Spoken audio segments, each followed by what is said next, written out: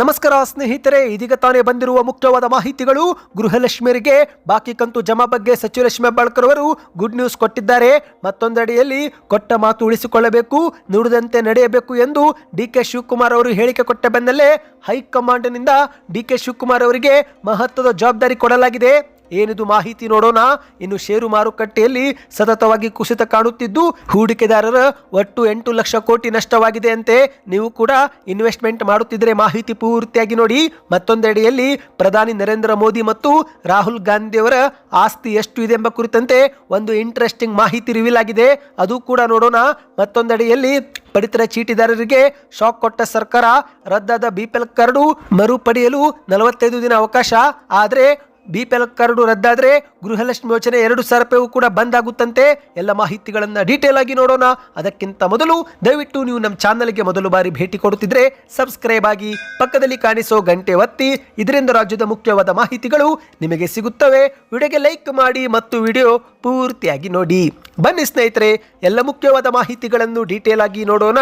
ನೀವು ಕೂಡ ಗೃಹಲಕ್ಷ್ಮಿ ಯೋಜನೆ ಫಲಾನುಭವಿಗಳಾಗಿದ್ರೆ ಈಗಲೇ ವಿಡಿಯೋಗೆ ಲೈಕ್ ಮಾಡ್ತಾ ಚಾನಲ್ಗೆ ಸಬ್ಸ್ಕ್ರೈಬ್ ಆಗಿ. ಹೌದು ಸ್ನೇಹಿತರೆ, ಗೃಹಲಕ್ಷ್ಮಿಯರಿಗೆ ಬಾಕಿ ಕಂತು ಜಮೆ ಆಗದೆ 4 ತಿಂಗಳು ಕಳೆದು ಹೋಗಿದೆ. ಫೆಬ್ರವರಿ ಮತ್ತು ಮಾರ್ಚ್ ತಿಂಗಳ 4,000 ರೂಪಾಯಿ ಕೂಡ ಜಮಾ ಆಗಬೇಕಾಗಿದೆ. ಸದ್ಯ ಈ ವಿಚಾರ ಬಗ್ಗೆ ಲಕ್ಷ್ಮೀ ಹೆಬ್ಬಾಳ್ಕರ್ ಅವರು ಗುಡ್ ನ್ಯೂಸ್ ಕೊಟ್ಟಿದ್ದಾರೆ. ಹೌದು ಸ್ನೇಹಿತರೆ, ಹಣಕಾಸು ಇಲಾಖೆದವರು ಅನುಮತಿ ನೀಡಿದ ತಕ್ಷಣವೇ 2025ನೇ ವರ್ಷದ ಫೆಬ್ರವರಿ ಮತ್ತು ಮಾರ್ಚ್ ತಿಂಗಳಿನ 4,000 ರೂಪಾಯಿ ಗೃಹಲಕ್ಷ್ಮಿ ಯೋಜನೆ ಹಣ ಫಲಾನುಭವಿಗಳ ಖಾತೆಗೆ ಜಮೆ ಮಾಡುತ್ತೇವೆ ಮತ್ತು ಸೆಪ್ಟೆಂಬರ್, ಅಕ್ಟೋಬರ್, ನವೆಂಬರ್ ತಿಂಗಳ ಕಂತು ಕೂಡ ಹಂತ ಹಂತವಾಗಿ ಹಾಕುತ್ತೇವೆ ಎಂದು ಲಕ್ಷ್ಮೀ ಹೆಬ್ಬಾಳ್ಕರ್ ಅವರು ಹೇಳಿದ್ದಾರೆ.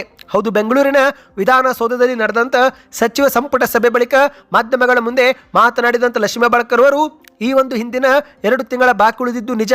ಈ ಬಗ್ಗೆ ಮುಖ್ಯಮಂತ್ರಿ ಅವರಿಗೆ ವಿಷಯವನ್ನ ತಿಳಿಸಿದ್ದೇವೆ. ಸಿದ್ದರಾಮಯ್ಯನವರು ಕೂಡ ಸದನದಲ್ಲಿ ಈ ಒಂದು ಬಗ್ಗೆ ಉತ್ತರವು ಕೂಡ ಕೊಟ್ಟಿದ್ದಾರೆ. ಹಣಕಾಸು ಇಲಾಖೆಯವರು ಅನುಮತಿ ನೀಡಿದ ತಕ್ಷಣವೇ ಫೆಬ್ರವರಿ ಮತ್ತು ಮಾರ್ಚ್ ತಿಂಗಳ 4,000 ರೂಪಾಯಿ ಹಣ ಜಮೆ ಆಗುತ್ತೆ ಎಂದು ಲಕ್ಷ್ಮೀ ಹೆಬ್ಬಾಳ್ಕರ್ ಅವರು ಹೇಳಿದ್ದಾರೆ. ಆದರೆ ಸ್ನೇಹಿತರೆ, ಇದೇ ಮಧ್ಯೆ ಒಂದು ಶಾಕಿಂಗ್ ಹೇಳಿಕೆ ಕೂಡ ಕೊಟ್ಟಿದ್ದಾರೆ. ಅದೇನೆಂದ್ರೆ, ಅನರ್ಹರ ರೇಷನ್ ಕಾರ್ಡು ರದ್ದಾಗಿರುವ ಕಾರಣ ಕೆಲವರಿಗೆ ಗೃಹಲಕ್ಷ್ಮಿ ಯೋಜನೆ ಹಣ ಸಂದೇಹವಾಗೋದಿಲ್ಲ ಎಂದಿದ್ದಾರೆ. ಹೌದು, ಆಹಾರ ಇಲಾಖೆಯಿಂದ ಹೊಸ ಡೇಟಾ ಬಂದ ನಂತರ ಅವರಿಗೂ ಕೂಡ ದುಡ್ಡು ರಿಲೀಸ್ ಆಗುತ್ತೆ. ನಾವು ರೇಷನ್ ಕಾರ್ಡು ಆಧರಿಸಿ ಗೃಹಲಕ್ಷ್ಮಿ ಫಲಾನುಭವಿಗಳಿಗೆ ದುಡ್ಡು ಹಾಕುತ್ತಿದ್ದು, ಹಾಗಾಗಿ ಕೆಲವರ ರೇಷನ್ ಕಾರ್ಡು ರದ್ದಾದಾಗ ದುಡ್ಡು ಕೂಡ ಹೋಲ್ಡ್ ಆಗಬಹುದು. ನಂತರ ಹೊಸದಾಗಿ ಮತ್ತೆ ಆಹಾರ ಇಲಾಖೆಯಿಂದ ಡೇಟಾ ಬಂದ ತಕ್ಷಣ ಅವರಿಗೂ ಕೂಡ ದುಡ್ಡು ರಿಲೀಸ್ ಆಗುತ್ತೆ. ಆದರೆ ಕುಟುಂಬದಲ್ಲಿ ತೆರಿಗೆ ಪಾವತಿ ಮಾಡುತ್ತಿದ್ರೆ ಖಂಡಿತವಾಗಿ ಹಣ ಇನ್ನು ಮುಂದೆ ಜಮೆ ಆಗೋದಿಲ್ಲ ಎಂದು ಲಕ್ಷ್ಮೀ ಹೆಬ್ಬಾಳ್ಕರ್ ಅವರು ಸ್ಪಷ್ಟಪಡಿಸಿದ್ದಾರೆ. ಅಂದಹಾಗೆ ಸ್ನೇಹಿತರೆ, ಗೃಹಲಕ್ಷ್ಮಿ ಯೋಜನೆ ಕುರಿತಂತೆ ಮತ್ತಷ್ಟು ಮಾಹಿತಿ ನೋಡೋಣ. ಅದಕ್ಕಿಂತ ಮೊದಲು ಇತ್ತೀಚೆಗೆ ಡಿಕೆ ಶಿವಕುಮಾರ್ ಅವರು ಸಿದ್ದರಾಮಯ್ಯನವರ ಮುಂದೆನೆ ಕೊಟ್ಟ ಮಾತು ಉಳಿಸಿಕೊಳ್ಳಬೇಕು, ನುಡಿದಂತೆ ನಡೆಯಬೇಕು ಎಂದು ಹಾವೇರಿಯಲ್ಲಿ ಹೇಳಿಕೆಯನ್ನು ಕೊಟ್ಟಿದ್ರು. ಹೌದು ಸ್ನೇಹಿತರೆ, ಈಗ ರಾಜ್ಯ ರಾಜಕೀಯದಲ್ಲಿ ಮತ್ತೊಮ್ಮೆ ಸಿಎಂ ಕುರ್ಚಿ ಕಲಹ ಜೋರಾಗಿದೆ. ಒಂದೆಡೆಯಲ್ಲಿ ಮುಖ್ಯಮಂತ್ರಿ ಸಿದ್ದರಾಮಯ್ಯನವರು ಕರ್ನಾಟಕದ ದೀರ್ಘಾವಧಿ ಮುಖ್ಯಮಂತ್ರಿಯಾಗಿ ಹೊಸ ದಾಖಲೆ ಬರೆದಿದ್ದು, ಇತ್ತ ಮತ್ತೊಂದೆಡೆಯಲ್ಲಿ ಡಿಕೆ ಶಿವಕುಮಾರ್ ಅವರು ಮತ್ತೊಮ್ಮೆ ಕೊಟ್ಟ ಮಾತು ಉಳಿಸಿಕೊಳ್ಳಬೇಕು ಎಂದು ಹಾವೇರಿಯಲ್ಲಿ ಹೇಳಿಕೆ ಕೊಟ್ಟಿದ್ದಾರೆ.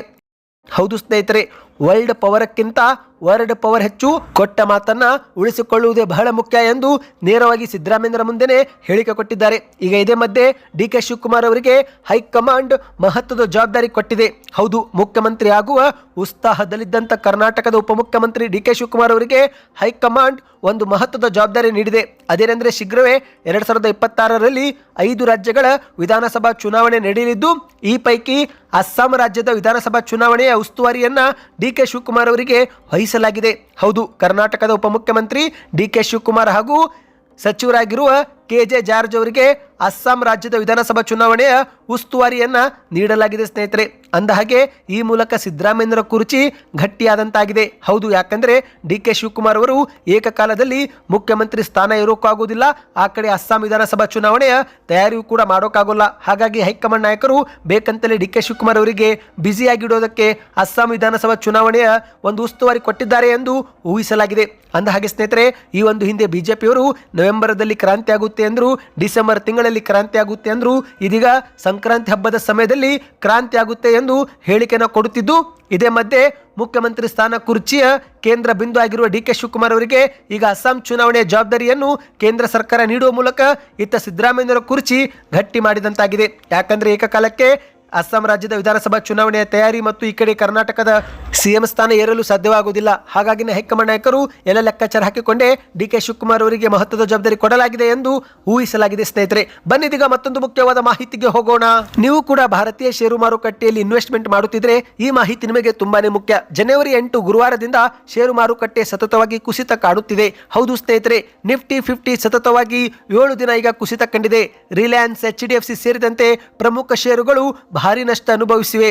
ಏಕಾಏಕಿ ವ್ಯಾಪಕ ಕುಸಿತದಿಂದ ಭಾರತದ ಹೂಡಿಕೆದಾರರು 8 ಲಕ್ಷ ಕೋಟಿ ನಷ್ಟ ಅನುಭವಿಸಿದ್ದಾರೆ ಎಂದು ಅಂದಾಜು ಮಾಡಲಾಗಿದೆ. ಹೌದು ಸ್ನೇಹಿತರೆ, ನೀವು ಕೂಡ ಏನಾದರೂ ಇತರೆ ಷೇರು ಮಾರುಕಟ್ಟೆಯಲ್ಲಿ ಹೂಡಿಕೆ ಮಾಡುತ್ತಿದ್ರೆ ಈ ಮಾಹಿತಿ ನಿಮಗೆ ತುಂಬಾನೇ ಮುಖ್ಯ.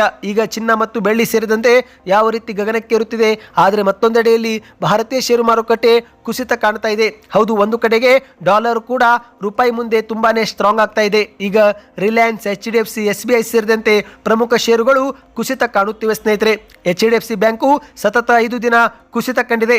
ಭಾರತದ ಅತಿ ದೊಡ್ಡ ಖಾಸಗಿ ಬ್ಯಾಂಕ್ ಆಗಿರುವ HDFC ಸುಮಾರು 85,000 ಕೋಟಿಯ ಮಾರುಕಟ್ಟೆ ಬಂಡವಾಳವನ್ನು ಕಳೆದುಕೊಂಡಿದೆ. ಇತ್ತ ಮತ್ತೊಂದೆಡೆಯಲ್ಲಿ ರಿಲಯನ್ಸ್ ಇಂಡಸ್ಟ್ರಿಯು ಕೂಡ 9% ಕುಸಿತ ಕಂಡಿದೆ ಎಂದು ಹೇಳಲಾಗಿದೆ. ಸ್ನೇಹಿತರೆ, ನೀವು ಕೂಡ SIP ಸೇರಿದಂತೆ ಇತರೆ ಯಾವುದಾದರೂ ಷೇರಿನಲ್ಲಿ ಹೂಡಿಕೆ ಮಾಡುತ್ತಿದ್ರೆ ಈ ಮಾಹಿತಿ ನಿಮಗೆ ಗೊತ್ತಾಗುತ್ತಿರಬಹುದು. ಯಾಕಂದ್ರೆ ಯಾರ್ಯಾರು ಹೂಡಿಕೆ ಮಾಡಿದ್ದಾರೆ ಅವರೀಗ ನಷ್ಟವನ್ನು ಅನುಭವಿಸುತ್ತಿದ್ದಾರೆ. ಹೌದು, ಒಂದು ಕಡೆಯಲ್ಲಿ ಟ್ರಂಪ್ ಸುಂಕಗಳ ನೀತಿ, ಭಾರತದ ಮೇಲೆ 500% ಟ್ಯಾರಿಫ್ ಏರುವ ಕುರಿತಂತೆ ಅವರು ಘೋಷಣೆ ಮಾಡಿದ್ದಾರೆ. ಮತ್ತೊಂದೆಡೆಯಲ್ಲಿ US ಡಾಲರ್ ಸೇರಿದಂತೆ ಹಲವು ಕಾರಣಗಳಿಂದ ಭಾರತೀಯ ಮಾರುಕಟ್ಟೆ ಸತತವಾಗಿ ಕುಸಿತ ಕಾಣ್ತಾ ಇದೆ. ಫಾರಿನ್ ಇನ್ವೆಸ್ಟರ್ ಸತತವಾಗಿ ಸೆಲ್ ಮಾಡುತ್ತಿರುವ ಕಾರಣ ಭಾರತದ ಮಾರುಕಟ್ಟೆ ಕುಸಿತ ಆಗ್ತಾ ಇದೆ ಎಂದು ಹೇಳಲಾಗಿದೆ. ಬನ್ನಿ ಸ್ನೇಹಿತರೆ, ಈಗ ಮತ್ತೊಂದು ಮಾಹಿತಿಗೆ ಹೋಗೋಣ. ಅದಕ್ಕಿಂತ ಮೊದಲು ಷೇರು ಮಾರುಕಟ್ಟೆ ಬಗ್ಗೆ ನಿಮಗೆ ಪ್ರತಿದಿನ ಮಾಹಿತಿ ಬೇಕಂದ್ರೆ ಕಮೆಂಟ್ನಲ್ಲಿ ಷೇರು ಮಾರುಕಟ್ಟೆ ಎಂದು ಕಮೆಂಟ್ ಮಾಡಿ. ಈಗ ಪ್ರಧಾನಿ ಮೋದಿ ಮತ್ತು ರಾಹುಲ್ ಗಾಂಧಿಯವರ ಆಸ್ತಿ ಎಷ್ಟು ಇದೆ ಅಂತ ನಿಮಗೆ ಗೊತ್ತಾ ಸ್ನೇಹಿತರೆ? ಈ ಬಗ್ಗೆ ಒಂದು ಇಂಟ್ರೆಸ್ಟಿಂಗ್ ಮಾಹಿತಿ ರಿವೀಲ್ ಆಗಿದೆ.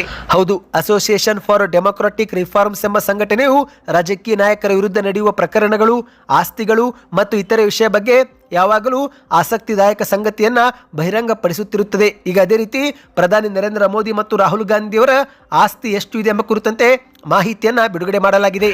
ಹೌದು, 2025ರ ಅಂತ್ಯದ ವೇಳೆಗೆ ಪ್ರಧಾನಿ ಮೋದಿ ಅವರ ಆಸ್ತಿಯು 3,02,00,000 ಎಂದು ಹೇಳಲಾಗಿದೆ. ವಾರಾಣಸಿಯಿಂದ ಸತತ 3 ಬಾರಿ ಸಂಸದರಾಗಿ ಗೆಲ್ಲುವ ಮೂಲಕ ಮೋದಿಯವರು ಹ್ಯಾಟ್ರಿಕ್ ಮಾಡಿದ್ದು, ಈ ಒಂದು ಹಿಂದೆ ಚುನಾವಣಾ ಆಯೋಗಕ್ಕೆ ಸಲ್ಲಿಕೆ ಮಾಡಿದಂಥ ಅಫಿಡವಿಟ್ ಪ್ರಕಾರ ಈಗ 2025ರ ಹೊತ್ತಲ್ಲಿ ಪ್ರಧಾನಿ ಮೋದಿಯವರ ಆಸ್ತಿ 3,02,00,000 ಎಂದು ಹೇಳಲಾಗಿದೆ.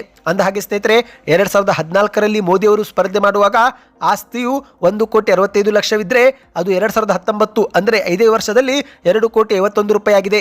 ಅಂದರೆ ಸ್ನೇಹಿತರೆ, ಇಲ್ಲಿಯವರೆಗೆ ಪ್ರಧಾನಿ ಮೋದಿಯವರ ಆಸ್ತಿ 100% ಏರಿಕೆ ಕಂಡಿದೆ. ಇನ್ನು ಇದೇ ಮಧ್ಯೆ ವಿರೋಧ ಪಕ್ಷದ ನಾಯಕರಾಗಿರುವ ರಾಹುಲ್ ಗಾಂಧಿ ಅವರ ಆಸ್ತಿ ಮಾಹಿತಿ ನೋಡುವುದಾದರೆ ರಾಹುಲ್ ಗಾಂಧಿ ಅವರ ಆಸ್ತಿಯ ಪ್ರಸ್ತುತ ಮೌಲ್ಯ 20,39,00,000. ಅಂದಹಾಗೆ ಸ್ನೇಹಿತರೆ, 2014ರಲ್ಲಿ ಇವರದ್ದು ಆಸ್ತಿ 9.40 ಕೋಟಿ ಇತ್ತು, ಅಂದರೆ 9,40,00,000 ಇತ್ತು. ನಂತರ 2019ರ ಚುನಾವಣಾ ಅಫಿಡವಿಟ್ ಪ್ರಕಾರ ಅದು 15.88 ಕೋಟಿ ಆಗಿದೆ. ಇನ್ನು 2024ರಲ್ಲಿ ಇತ್ತೀಚೆಗೆ ಚುನಾವಣಾ ಆಯೋಗಕ್ಕೆ ಸಲ್ಲಿಸಿದ ಮಾಹಿತಿ ಪ್ರಕಾರ ರಾಹುಲ್ ಗಾಂಧಿ ಅವರ ಆಸ್ತಿ 20,39,00,000, ಅಂದರೆ 2014ಕ್ಕೆ ಹೋಲಿಕೆ ಮಾಡಿದರೆ ರಾಹುಲ್ ಗಾಂಧಿ ಅವರ ಆಸ್ತಿಯಲ್ಲಿ 117% ಹೆಚ್ಚಾಗಿದೆ ಎಂದು ಹೇಳಲಾಗಿದೆ. ಬನ್ನಿ ಸ್ನೇಹಿತರೆ, ಕೊನೆಯ ಮಾಹಿತಿಗೆ ಹೋಗೋಣ. ನಿಮ್ಮ ಹತ್ತಿರವೂ ಕೂಡ BPL ಕಾರ್ಡ್ ಇದ್ರೆ ಕಮೆಂಟ್ನಲ್ಲಿ BPL ಎಂದು ಕಮೆಂಟ್ ಮಾಡಿ. ಇದೀಗ BPL ಕಾರ್ಡು ರದ್ದಾದರೆ ಮರುಪಡೆಯಲು ಕರ್ನಾಟಕದ ಸರ್ಕಾರ 45 ದಿನಗಳ ಕಾಲ ಅವಕಾಶ ಕಲ್ಪಿಸಿಕೊಟ್ಟಿದೆ. ಒಂದೊಮ್ಮೆ ನೀವು ತಕ್ಷಣವೇ ಕೆಲಸ ಮಾಡಲಿಲ್ಲವೆಂದರೆ BPL ಕಾರ್ಡು ರದ್ದಾಗುತ್ತೆ, ಜೊತೆಗೆ ಗೃಹಲಕ್ಷ್ಮಿ ಯೋಜನೆಯ 2,000 ರೂಪಾಯಿ ಕೂಡ ಬಂದಾಗುತ್ತೆ. ಹೌದು ಸ್ನೇಹಿತರೆ, ಸ್ವತಃ ಸಚಿವ ಲಕ್ಷ್ಮೀ ಹೆಬ್ಬಾಳ್ಕರ್ ಅವರು ಈ ಬಗ್ಗೆ ಮಾಹಿತಿ ಕೊಟ್ಟಿದ್ದಾರೆ. ಆಹಾರ ಇಲಾಖೆಯ ಡೇಟಾ ಬೇಸ್ ಪ್ರಕಾರವೇ ಗೃಹಲಕ್ಷ್ಮಿಯರಿಗೆ ಹಣ ಹಾಕುತ್ತಿದ್ದು, ಒಂದೊಮ್ಮೆ ನಿಮ್ಮ BPL ಕಾರ್ಡು ರದ್ದಾದರೆ ಆಗ ಸಾಮಾನ್ಯವಾಗಿ ಗೃಹಲಕ್ಷ್ಮಿ ಯೋಜನೆ ಹಣವು ಕೂಡ ಹೋಲ್ಡ್ ಆಗುತ್ತೆ, ಜಮೆ ಆಗುವುದಿಲ್ಲ ಎಂದು ಮಾಧ್ಯಮಗಳ ಮುಂದೆ ತಿಳಿಸಿದ್ದಾರೆ. ಈಗಾಗಲೇ ಕರ್ನಾಟಕ ಸರ್ಕಾರ 10ರ ಪಡಿತರ ಚೀಟಿಯನ್ನು ಪತ್ತೆ ಹಚ್ಚಿ ರದ್ದು ಮಾಡುವ ಪ್ರಕ್ರಿಯೆಗೆ ಚುರುಕು ಕೊಟ್ಟಿದೆ. ಈ ಒಂದು ಪ್ರಕ್ರಿಯೆಯಲ್ಲಿ ನಿಜವಾದ ಬಡ ಕುಟುಂಬಗಳ BPL ಕಾರ್ಡು ರದ್ದಾದರೆ ಅಥವಾ APLಗೆ ಬದಲಾದರೆ ಆಗ ಅಂತಹ ಕುಟುಂಬಗಳಿಗೆ ನ್ಯಾಯ ಒದಗಿಸಲು ಸರ್ಕಾರ 45 ದಿನಗಳ ಕಾಲ ಅವಕಾಶ ಕಲ್ಪಿಸಿಕೊಟ್ಟಿದೆ. ಒಂದೊಮ್ಮೆ ನೀವು ಅರ್ಹರಾಗಿದ್ದು ಕೂಡ ನಿಮ್ಮ BPL ಕಾರ್ಡು ರದ್ದಾದರೆ ಆಗ ನೀವು ತಕ್ಷಣವೇ ತಹಶೀಲ್ದಾರ್ಗೆ ಭೇಟಿ ಕೊಟ್ಟು ಮೇಲ್ಮನವಿ ಸಲ್ಲಿಕೆ ಮಾಡಬೇಕು. 45 ದಿನಗಳ ಒಳಗೆ ನಿಮಗೆ ಮತ್ತೊಮ್ಮೆ BPL ಕಾರ್ಡು ಕೊಡಲಾಗುತ್ತೆ. ಒಂದೊಮ್ಮೆ BPL ಕಾರ್ಡು ರದ್ದಾಯಿತು, ನೀವು ಯಾವುದೇ ಕ್ರಮ ತೆಗೆದುಕೊಳ್ಳಲಿಲ್ಲವೆಂದರೆ ಗೃಹಲಕ್ಷ್ಮಿ ಯೋಜನೆಯ 2,000 ರೂಪಾಯಿ ಜಮೆ ಆಗೋದಿಲ್ಲ. ಅಂದಹಾಗೆ ಸ್ನೇಹಿತರೆ, ಯಾರು BPL ಕಾರ್ಡು ಪಡೆದುಕೊಳ್ಳಬಾರದು.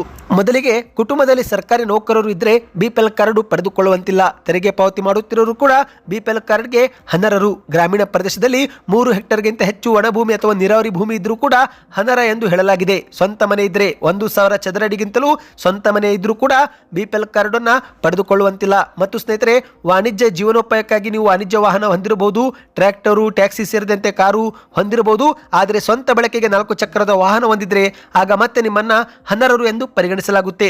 ಕುಟುಂಬದ ವರ್ಷದ ಆದಾಯ 1,20,000 ರೂಪಾಯಿ ಮೀರಿರಬಾರದು ಸ್ನೇಹಿತರೆ. ಈ ಎಲ್ಲ ನಿಯಮಗಳನ್ನು ನೀವು ಪಾಲನೆ ಮಾಡುತ್ತಿದ್ದರೆ ಮಾತ್ರ BPL ಕಾರ್ಡ್ ಪಡೆದುಕೊಳ್ಳಬಹುದು. ಸದ್ಯಕ್ಕೆ ಇಷ್ಟೇ ಇತ್ತು. ಈ ಎಲ್ಲ ಮಾಹಿತಿ ಇಷ್ಟವಾಯ್ತಾ? ಹಾಗಾದ್ರೆ ಚಾನಲ್ಗೆ ಸಬ್ಸ್ಕ್ರೈಬ್ ಆಗಿ, ವಿಡಿಯೋಗೆ ಲೈಕ್ ಮಾಡಿ.